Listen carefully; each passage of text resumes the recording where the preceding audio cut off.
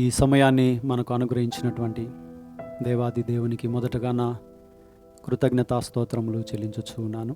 అలాగుననే అధ్యక్ష మండల పీఠాధిపతులు the right reverend doctor P Isaac Varaprasad తండ్రి గారికి నా వందనములు తెలియజేస్తూ ఉంటున్నాను. అలాగుననే యూత్ బోర్డు చైర్మన్ బెనహర్ బాబు గారికి, సెక్రటరీ నేషి గారికి నా వందనములు తెలియజేస్తూ ఉంటున్నాను. లెంట్ ధ్యాన స్రవంతి అనే ఈ ఆధ్యాత్మిక కార్యక్రమమునకు మిమ్మల్ని అందరినీ ప్రేమతో ఆహ్వానించుచు ఉన్నాను. దేవుని సహాయము కొరకు తలలు వంచి ప్రార్థించుదాము. పరిశుద్ధుడైన మా దేవ, కృపగల తండ్రి, దయగలిగిన మా గొప్ప దేవ, మీ పరిశుద్ధమైన పాదములకు వందనములు. మరొక నూతన దినమును మాకు అనుగ్రహించినందుకై మీకు స్తోత్రములు. లెంట్ ధ్యాన స్రవంతి అనే ఈ కార్యక్రమము ద్వారా మీ మాటలను నా తండ్రి మరి అందించుటకు మీరు ఇచ్చిన భాగ్యాన్ని బట్టి మీకు స్తోత్రములు. మాకు కావలసినటువంటి ఆత్మీయ ఆహారమును మాకు అనుగ్రహించండి. నీ వాక్యమును ధ్యానించుచుండగా వినగలిగిన చెవులను, గ్రహించగల మనసును మాకు దయచేయండి.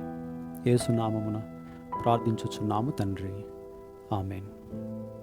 ఈ దినమునకు ఏర్పాటు చేయబడినటువంటి వాక్య అంశము సమాధి యొద్ద కావలివారు, వాచ్మెన్ అట్ ద టోంబ్. యేసు ప్రభుల వారి సమాధి యొద్ద కావలి వారిని ఎందుకు ఉంచవలసినటువంటి అవసరత వచ్చింది? వారు ఏమి చూశారు? తర్వాత వారు ఏమి చేశారు? వారి యొద్ద నుండి మనము ఏమి నేర్చుకుంటాము అన్నటువంటి ధ్యానమును ఈరోజు మనము ధ్యానించుకుందాం. చదవబడినటువంటి మత్తయి సువార్త 27వ అధ్యాయమునందు మనం గమనించితే, యేసుప్రభుల వారిని సమాధి చేసిన తర్వాత యూదా పెద్దలు, శాస్త్రులు, ప్రధాన యాజకులు పిలాతు వద్దకు వెళ్ళి దేవుని యొక్క మాటలను జ్ఞాపకం వచ్చిన వారై యేసుప్రభుల వారి సమాధిని భద్రము చేయటానికి వారు అనుమతిని కోరారు.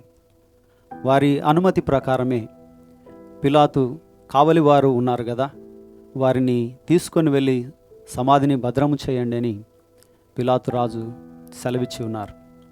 ఆ సెలవిచ్చిన ప్రకారంగానే మత్తయి సువార్త 27వ అధ్యాయము 66వ వచనములో వారు వెళ్ళి కావలి వారిని కూడా ఉంచుకొని రాతికి ముద్ర వేసి సమాధిని భద్రము చేసిరి.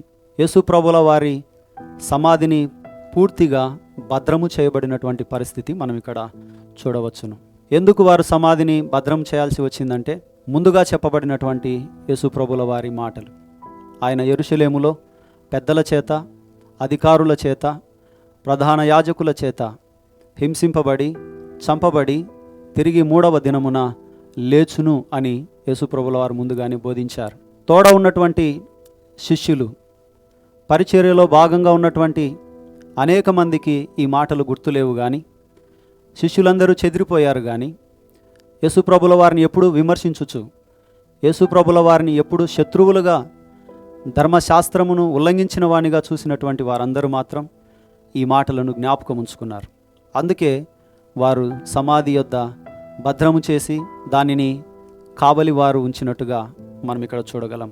యేసుప్రభుల వారి సమాధి భద్రము చేయబడిన కాలమును మనం చూస్తే, ఆయన శిలువ మీద మరణించిన తర్వాత ఆయన దేహమును సమాధి చేసి శుక్రవారము సాయంకాలమున ఆయనను సమాధి చేశారు. ఆదివారమున తెల్లవారుజామున వరకు సమాధి యొద్ద కావలి వారిని ఉంచినట్లుగా మనం దేవుని వాక్యంలో చూడగలుగుతాం.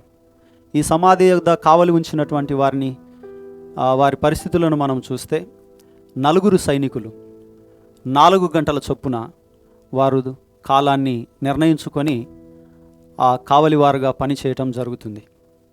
అలాగున చాలామంది సైనికులు యేసుప్రభుల వారి సమాధి యొద్ద కావలివారుగా ఉన్నారు. ఆదివారమున తెల్లవారుజామున జరిగినటువంటి స్థితి మనం చూస్తే యేసుప్రభుల వారి సమాధి రాయి దొరలింపబడి ఒక దేవదూత వచ్చి ఆ రాయిని పొర్లించి దాని మీద కూర్చుండెను అని మత్తయి సువార్త 28వ అధ్యాయం 2వ వచనంలో రాయబడి ఉన్నది. సమాధి మీద మూయబడినటువంటి రాయి మరణపు విజయానికి చిహ్నమైతే, సమాధి మీద మూయబడినటువంటి రాయి తెరవబడి దాని మీద దేవదూత కూర్చొని ఉండుట మరణముపై విజయానికి చిహ్నము అని మనం ఇక్కడ జ్ఞాపకం చేసుకోవాలి. యేసు ప్రభుల వారు మరణాన్ని జయించి తాను చెప్పిన విధముగానే మనము గీతం గీతం జయ జయ గీతం అనే పాటలో గమనించవచ్చు. చూడు సమాధిని మూసిన రాయి దొరలింపబడెను, అందువేసిన ముద్ర కావలి నిల్చెను దైవస్తుని ముందు అన్న మాటలను జ్ఞాపకం చేసుకోవచ్చు. చూడు సమాధిని మూసిన రాయి దొరలింపబడెను, అందువేసిన ముద్ర కావలి నిల్చెను దైవ సుతుని ముందు, అందువేసిన ముద్ర కావలి నిల్చెను దైవ సుతుని ముందు. ఆదివారం తెల్లవారుజామున యేసుప్రభుల వారు పునరుద్ధానుడై లేచాడు. లేచినటువంటి దూత ఆ సమాధి రాయిని పొరలించి కూర్చున్నటువంటి ఆ పరిస్థితిని సమాధి యొద్ద కావలి వారు గమనించారు. చూచి చచ్చిన వారి వలె పడి ఉండిరి అని వాక్య భాగంలో రాయబడి ఉన్నది. చూచి చచ్చిన వారి వలె పడి ఉండి ఆ తర్వాత స్త్రీలు, ఆ తర్వాత కొందరు శిష్యులు సమాధిని చూడటానికి వచ్చారు. సమాధిని చూడటానికి, యేసు దేహానికి చేయవలసినటువంటి కార్యక్రమాలు చేయటానికి స్త్రీలు వచ్చినప్పటికీ సమాధి రాయి తెరవబడి ఉన్నది. వారికి కూడా పునరుద్ధాన వార్త అందించబడి ఉన్నది. స్త్రీలు, శిష్యులు ఆ పునరుద్ధాన వార్తను గురించి ఒకరికొకరు చెప్పుకుంటూ వెళ్ళిపోతూ ఉన్నారు. అలాగుననే కావలి వారు కూడా నియమించినటువంటి పెద్దల యొద్దకు, ప్రధాన యాజకుల యొద్దకును పెద్దల యొద్దకును వెళ్ళి ఈ పునరుద్ధాన వార్తను వారికి తెలియజెప్పారు. తెలియజెప్పిన తర్వాత వారు ఆ వార్తను ప్రకటించాలి. ఎందుకంటే వాళ్ళు ప్రధాన యాజకులు, ఆ యూదా పెద్దలు, వాళ్ళు దేవుని వాక్యాన్ని ప్రకటించవలసినటువంటి వాళ్ళు, జరుగుతున్నటువంటి సత్యాన్ని వాళ్ళు ఇతరులకు ప్రకటించవలసినటువంటి వాళ్ళు. అయితే యేసు ప్రభుల వారి విషయములో మనం చూస్తే వారు ఆ పునరుద్ధాన వార్తను ఎప్పుడైతే తెలుసుకున్నారో ఈ వార్తను బయటికి రానియకోకుండా చేయటానికి వాళ్లకు చాలా ద్రవ్యమిచ్చి అనేటటువంటి మాట పరిశుద్ధ గ్రంథములో రాయబడి ఉన్నది. చాలా ద్రవ్యమిచ్చి ఆ పునరుద్ధాన వార్తను మరలా సమాధి చేశారు. యేసు ప్రభుల వారిని అరిమతయి యోసేపు సమాధిలోకి తీసుకెళ్ళి తన సమాధిలో ఉంచి సమాధి చేస్తే ఇక్కడ యూదా పెద్దలు, ప్రధాన యాజకులు పునరుద్ధాన వార్తను మరలా సమాధి చేస్తున్నటువంటి పరిస్థితిని మనం ఇక్కడ చూస్తాం. కావలి వారు యేసు ప్రభుల యొక్క పునరుద్ధాన వార్తను చెప్పారు, కానీ పెద్దలు ఈ వార్తను సమాధి చేస్తూ ఉంటున్నారు. మనము 127వ కీర్తనలో చూస్తే, యెహోవా పట్టణమును కాపాడిన ఎడల దాని కావలికాయి వారు మేలుకొని ఉండుట వ్యర్థమే. ఆ వచన ప్రకారంగా దేవుడు కావలివానిగా మనం గమనించాలి. అందుకే ఆదికాండములో మనం గమనించితే కయ్యూను హేబేలుల వృత్తాంతములో కయ్యూను తన తమ్ముని చంపిన తర్వాత దేవుడు వచ్చి కయ్యూనును, నీ తమ్ముడైనటువంటి హేబేలు ఎక్కడా అని అడిగాడు. అందుకు కయ్యూను, తెలిసో తెలియకనో నేనేమైనా కావలివాడనా అని దేవునితో సమాధానమిచ్చాడు. దేవుడు మన కావలివాడు గనకనే ప్రతి ఒక్కరి యొక్క కాపుదల ఆయన చేయుచున్నాడు గనక హేబేలును చంపినప్పుడు కయ్యూనును దేవుడు ప్రశ్నించి అడిగాడు, నీ తమ్ముడు ఎక్కడా అని. ఎహెజ్కేలు గ్రంథములో 33:7 వచనములో చూస్తే, ఇజ్రాయేలీలకు నేను కావలివానిగా నియమించి తిని అని రాయబడి ఉంటున్నది. అవును, దేవుడు మనలను కావలివానిగా ఈ లోకమునకు నియమించి ఉన్నాడు. అక్కడ కావలివారు పునరుద్ధాన వార్తను పెద్దలకు సరైనటువంటి జవాబు చెప్పారు, కానీ వారికి చాలా ద్రవ్యము ముట్టిన తర్వాత ఆ వార్తను అబద్ధ సాక్ష్యముగా, అబద్ధపు మాటలుగా మరల పునరుద్ధాన వార్తను సమాధి చేసిన వారుగా, అంటే నిజాయితీని లోపించినటువంటి వారుగా మనం చూస్తాం. మరి ఈ లోకంలో యవన బిడ్డలమైన, సంఘస్థులమైన, సేవకులమైన, కాపరులమైన దేవుని యొక్క కాపరి కింద మనమందరమును కావలి వారముగా దేవుని వాక్యం సెలవిస్తుండగా, మరి మనము తెరవబడినటువంటి సమాధిని గురించినటువంటి సాక్ష్యము, తెరవబడినటువంటి సమాధిని గురించినటువంటి వార్తను, పునరుద్ధాన వార్తను మనం ఏ రీతిగా ప్రజలకు తెలియజేస్తూ ఉంటున్నాం. మనము నిజమైన కావలి వారము చేయవలసినది ఏమిటి అంటే, మనము డబ్బుతో సంబంధం లేకుండా, లంచముతో సంబంధం లేకోకుండా, ఈ వేటికి లొంగక దేవుని యొక్క వార్తను ఉన్నది ఉన్నట్టుగా, సత్యాన్ని సత్యముగానే ఇతరులకు ప్రకటించవలసిన వారమై ఉంటూ ఉన్నాం. ఇక్కడ యేసుప్రభుల వారి సమాధి యొద్ద కావలి ఉండినటువంటి వారు ధనాశకు లోబడినటువంటి వారై ఉన్నారు. చాలా ద్రవ్యము ముట్టిన తర్వాత వాళ్ళు పునరుద్ధాన వార్తను మార్చివేసినట్టుగా మనం చూస్తాం. యేసుప్రభుల వారి దేహమును శిష్యులు ఎత్తుకొని పోయిరి అని ప్రచారం చేశారు.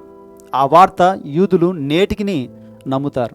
పునరుద్ధానుడయ్యాడు అని మనం వెళ్ళి వారి యొద్దకు వెళ్ళి సువార్త ప్రకటించితే వాళ్ళంటారు, లేదు లేదు, దేవుని యొక్క యేసుక్రీస్తు ప్రభుల వారి దేహమును శిష్యులు ఎత్తుకొని వెళ్ళారు.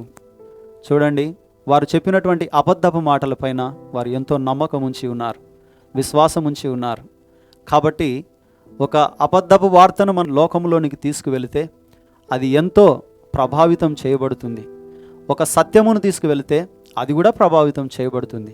కాబట్టి ఈ లోకంలో నివసించుచున్నటువంటి మనము, కాపరులుగా నియమించాను అని చెప్పినటువంటి మనము దేవుని యొక్క తెరవబడినటువంటి సమాధి పునరుద్ధాన వార్తను మరి వేటికిని లొంగక, అసత్యమును కాక సత్యమును సత్యముగా ప్రకటించువారముగా ఉండాలి. అది దేవుడు మనతో మాట్లాడుచున్నటువంటి ఈ మాటలు. సత్యమును సత్యముగానే కావలివారిగా, మంచి కావలివారిగా, సమాధి యొద్ద ఉన్నటువంటి కావలివారి వలె కాక మంచి కావలివారిగా మీరు పని చేయవలెనని, ప్రభువు కొరకు పని చేయాలని ప్రేమపూర్వకంగా మిమ్మలను తెలియజేసుకుంటూ ఉన్నాను. దేవుడి కొద్ది మాటలు దీవించునుగాక. ఆమేన్. ప్రార్థన చేసుకుందాం. పరిశుద్ధుడు అయిన మా దేవా, కృపగల తండ్రి, మరొక మారు మీ పాదములకు వందనములు, స్తోత్రములు చెల్లించుచున్నాం. మీ వాక్యమును మాకు అనుగ్రహించి ఉన్న విధానమును బట్టి మీకు స్తోత్రములు. ఇదిగో తండ్రి, అధ్యక్ష మండలంలో అనేకమైనటువంటి సంఘములు, బిడ్డలు, యవనస్తులు, అనేక మంది సంఘస్థులు ఉంటున్నాం. ఇదిగో తండ్రి, కావలివారు సమాధి యొద్ద వారు చెప్పినటువంటి వార్త అసత్య ప్రచారము చేశారు. మేమైతే సత్యమును సత్యముగా ప్రకటించుటకు మాకు సహాయము దయచేయండి. వీక్షించుచున్న వాక్యమును విన్నటువంటి బిడ్డలందరినీ, కుటుంబములన్నిటినీ మీరే దీవించి సరైనటువంటి సత్యములో వారిని నడిపించమని, నీ కొరకు పని చేయువారుగా ఉండుటకు సహాయం చేయమని యేసు నామమున ప్రార్థించుచున్నాము తండ్రి. ఆమేన్.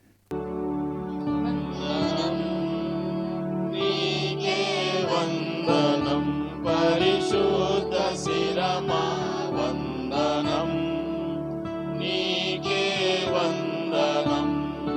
వందనం వనరిందు నీదో నందమగు గణనామమునకే. వందనం వనరిందు నీదో నందమగు గణనామమునకే. వందనం, నీకే వందనం. పరిశుద్ధ శిరమా వందనం, నీకే వందనం. భీకరుడని ఎదుట సార్వలోకములు వణికెడు ఘనముఖ. భీకరుడని ఎదుట సార్వలోకములు వణికెడు ఘనముఖ. మేకరని నుమివేయబడి వికార రూపమునుంది కందెను శ్రీకరా. శ్రీ శోభాకరా, నీ ముఖ ప్రకాశము పాడు చేసి తినో కరుణ భాస్కర క్షమించుము. వందనం, నీకే వందనం. పరిశుద్ధ శిరమా వందనం, నీకే వందనం. సిలువ ఎదుటను నిపుడు నేనిక నిలిచి నిన్ను ప్రార్థింతు ప్రభువా. సిలువ ఎదుటను నిపుడు నేనిక నిలిచి నిన్ను ప్రార్థింతు ప్రభువా. బలుడనని నన్ను ద్రోయకుము, నేనలసి సొలసిన నిన్ను విడువక పిలిచెదా. నిన్నే గొలిచెదా. నీ తల బలిమి చావున వాల్చగనున యేసు నిన్ను చేతులతో నా పెదవందనం, నీకే వందనం.